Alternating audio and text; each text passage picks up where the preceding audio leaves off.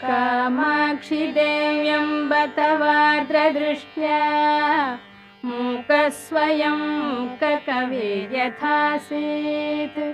तथा कुरु त्वं परमेश जाये त्वत्पादमूले प्रणतं दयार्द्रे उत्तिष्ठोत्तिष्ठ वरदे उत्तिष्ठ जगदीश्वरे उत्तिष्ठ जगदाधारे त्रैलोक्यं मङ्गलं कुरु शृणोषि कश्चिद्ध्वनिरुत्थितोऽयं मृदङ्गभेरी पटहानकानां वेदध्वनिं शिक्षितभूसुराणां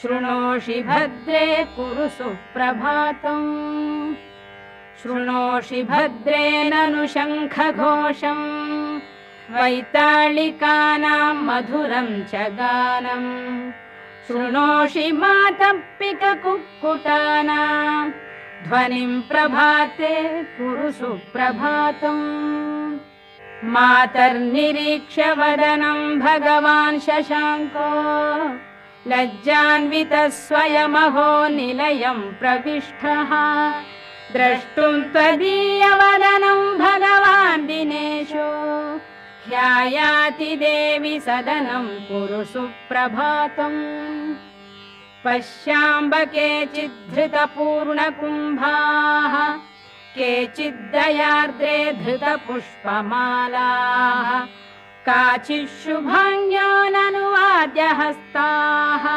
तिष्ठन्ति तेषां कुरु सुप्रभातम् भेरी मृदङ्गपणवानकवाद्यहस्ताः स्तोतुं महेशदयिते स्तुतिपाठकास्त्वा ஜோதிடம் ஆன்மீக வைத்தியம் கலந்த சேனல் ஒரு மிகப்பெரிய ஒரு அற்புதமான சேனல். இந்த சேனலுக்கு உங்களை எல்லாம் வரவேற்பதில் பெருமை கொள்கிறேன்.